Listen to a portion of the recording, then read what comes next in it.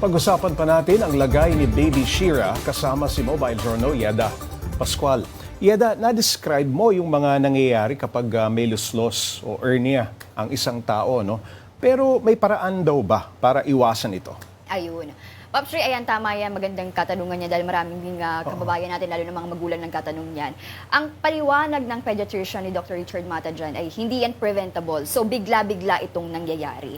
Pero, sabi nga ni Doc, kasi once na ipinanganak ka na mahina talaga or weak yung abdominal wall mo, talagang bibigay at bibigay yan. So paalala din sa mga magulang na wag daw sanang sabihan o pagalitan yung mga anak na, uy, wag ka masyadong malikot, wag kang katakbo, ganyan. Kasi di ba may mga myth na ganun, kasabihan na pagka May kadalaman sa movement. Yes, kadalaman sa movement na basta magalaw ang bata, talagang magkakaluslos. So, hindi daw, imposible daw mangyari yan. Once lang daw na mahina talaga yung abdominal wall mo, that's the time na po pwede kang magkaroon ng luslos. Ang isa pang tanong, Yeda, gaano ba ka-delikado magkaroon ng hernia o luslos?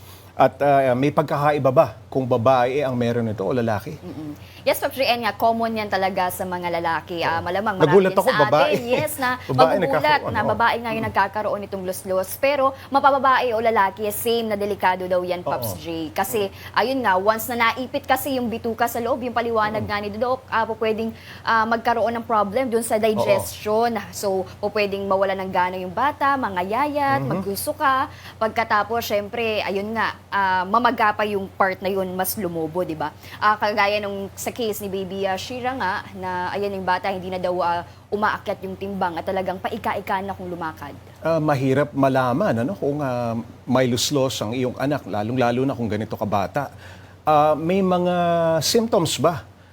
May mga mapapansin ba yung magulang kung sakaling medyo ika-ika, masakit ang tiyan? Paano ba ang mga symptoms, basic symptoms? Yes, tama ka dyan, Pops Ray. Kasi itong mga ganitong edad, kadalasan talaga hindi pa yan marunong magsabi kung ano yung masakit.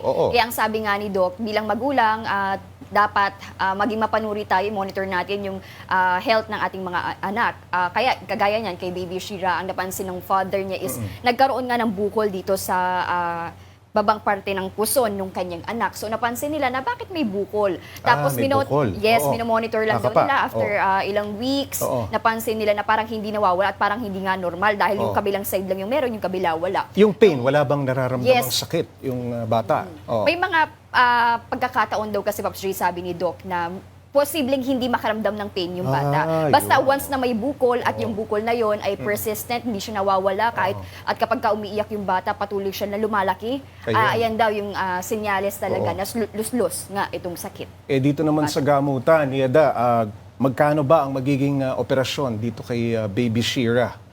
Pops Ray, sa ngayon wala pa silang ideya kung magkano yung gamutan nga dahil ang paliwanag daw sa kanila is operasyon ang gagawin Yes, 15,000 down payment pero yung operation talagang wala pa silang idea.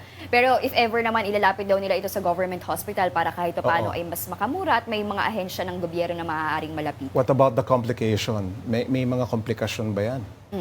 Yes, Pops Ray, ayan, kasi talagang delikado nga daw ito dahil nga syempre kapag ka naipit yung bituka, pwedeng magkaroon ng problema sa blood supply, sa digestion nga ng bata, at syempre kapag ka nag-lock yung bituka, pwedeng pumutok yan sa loob at kumalat yung dumi. So that's the time na nagiging delikado. At meron daw, depende daw, Pops Ray, yung gamutan niya sa doktor. Kasi merong mga ibang doktor na pagka inoperahan, sabay. Kasi di ba nga kapag may luslos, kabilang part, yung kabila wala. So yung ibang doktor, sinasabay na para in case na bumigay man yung kabila, at least protected na. At siguradong maoperahan talaga to si Baby Shira? Yes, kailangan. Wala daw ibang paraan para maisalba ito. Kailangan talagang operahan. Alright. Maraming salamat. Mobile Journal Yeda Pascual.